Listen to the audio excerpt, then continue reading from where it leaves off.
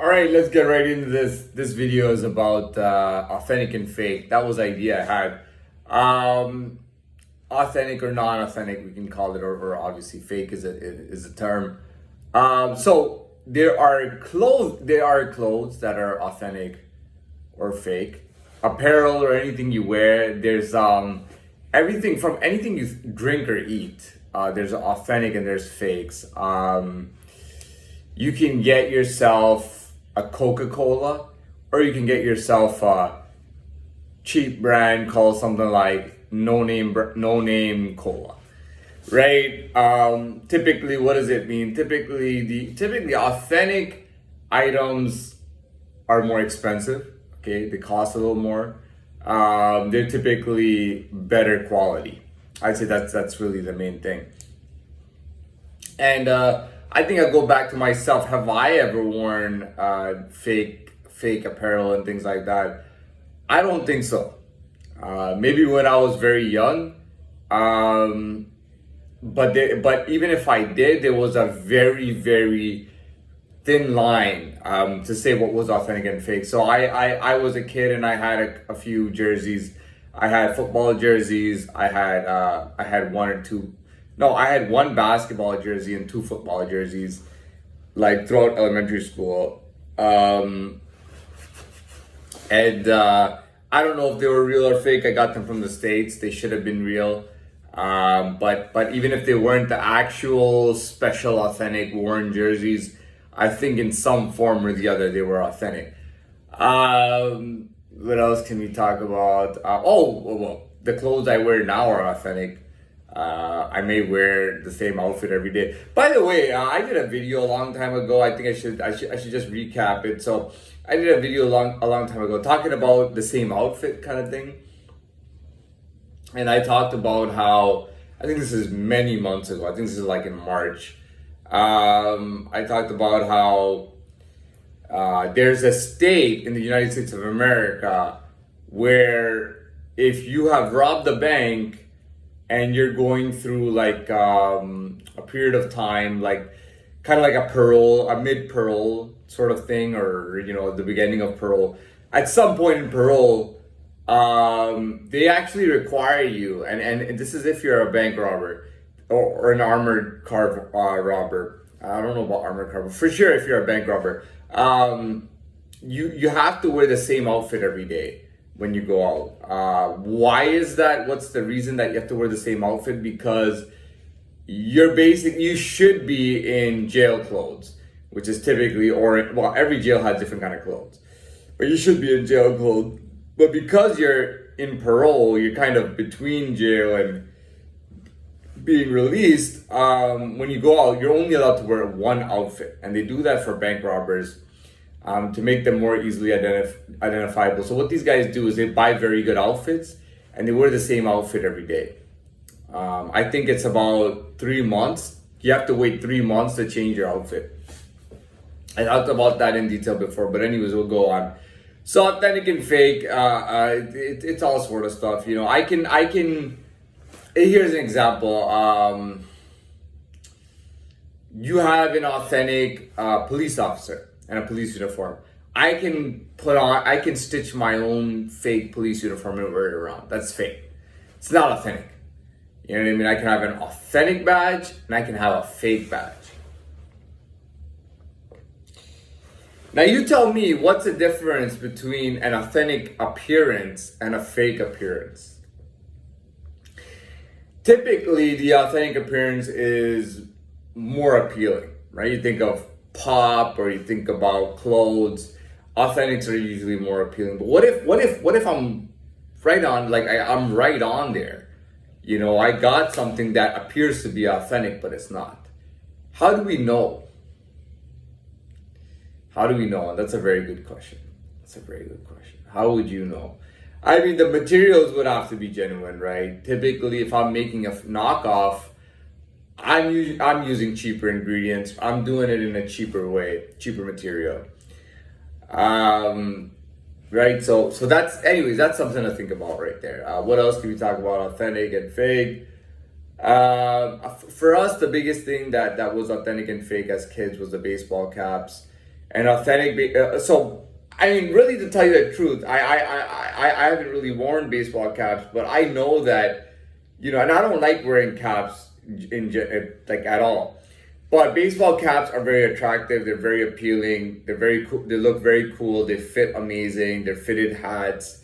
When they're authentic, they're just absolutely amazing. Doesn't matter what the team is. I'd say baseball caps is the best sporting headwear that you can get, period.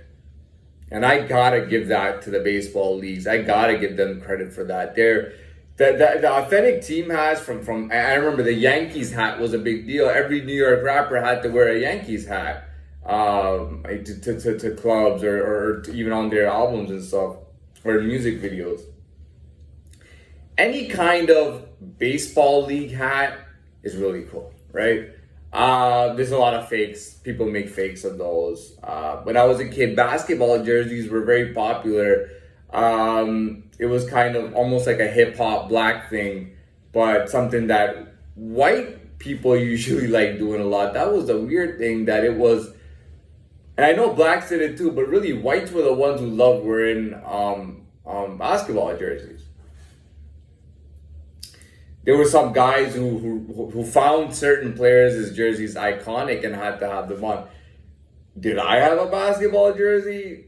No, not really. I had a basketball jersey when I was in elementary school. I still remember it. It was an Orlando Magic jersey. It was Penny Hardaway. It said Hardaway on the jersey. I don't know if it was number 3 or what number it was. I don't remember at this point. This is going back way over 20 years ago. What else did we really get in authentic and fake? You have people that are authentic and fake. I think that's a big deal.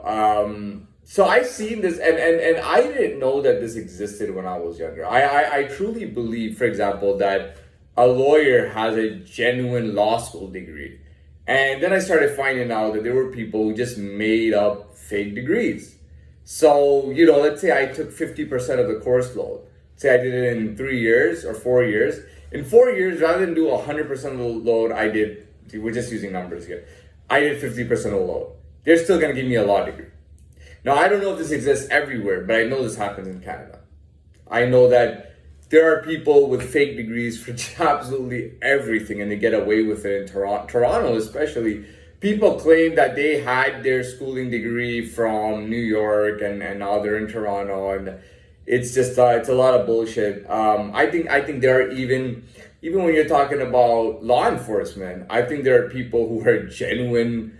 I would say genuinely qualified, or that genuine person. You see, there's a difference between, let's say, I'm a real actual soccer player. Okay, I'm very good and everything, and then I have a guy who's not good or anything, but everybody feeds him the ball so he can kick it and score. The defense goes easy on him. He's favored. People want to buy his jerseys. He's popular. And he's playing on the league. You got to question and ask yourself, who's the real authentic player? Is it this guy? Is it me? I would say that if I'm blessed, and I don't know what that word means really, but if I'm blessed, it's in the way that I'm genuine. Because not only am I genuine, but I'm able to identify and know what's genuine out there. And I think that's a big deal. Toronto, the biggest problem here is that they give people credit who deserve none of it. There's people who get into medicine and they get a fake degree and they're horrible. I mean, there are really doctors with fake degrees. There are lawyers with fake degrees. There are lawyers who will get it printed out and all that, and they can start their practice because they know somebody and they're already working and everything. There are lawyers with fake degrees. There are doctors with fake degrees. You know what I mean? And I don't want to pause my video here because I'm close to finishing it. But again, they have that. There are people in law enforcement, that I would never ever call them authentic people in law enforcement. I'm not saying all of them, but there are definitely some that are like that. And at the same time, you get guys who are, and I've seen them, and you have guys who are genuinely, forget about the badge and the uniform. I've seen guys who are genuine police officers. they have the knack for it, and they're able to do it. They have the capability for it. And then they're just idiots who just got that job gifted with the badge, who like hanging around with each other and being idiots all the time. You know what I mean? You get all types of stuff when it comes up. But yeah, Toronto's a big deal. But there are, I didn't know that. I started finding out there were lawyers and doctors with just fake degrees and all that. Now I'm not criticizing them fully, because I know that for law and for medicine, that it's very intense, because not after you get your basic university degree, apparently, you're supposed to go to medical school or law school for like 5 or 6 years. So that's, 10 years of schooling is a big deal. And I understand it's difficult to finish all of it. But again, there might be people in medicine or law who are genuinely good at what they're doing, and people who are just bozos. You see, if I scam my way into a law degree, you got to remember, law is dependent on integrity and ethics and all that. So if I'm getting into criminal justice law, right, or any kind of law, if I'm getting into law with a fake degree, what does that tell you? There's a lot of scams in Canada, man. Canada's a big scamming country. It's not everybody. Some people are not scamming. But the truth is that all of us who make money off of the land, we all kick it back to somewhere else. Every single person in Toronto kicks the money. I don't even see people shopping anymore. For clothes. I don't see people shop. There's nobody shopping anymore, because everybody wants to kick back their money to their country. There's no such thing as Canadian. If you get a citizenship in 3 years, there's no such thing as Canadian. You were something before you were Canadian, obviously. You can't just be Canadian. You were something before you were Canadian.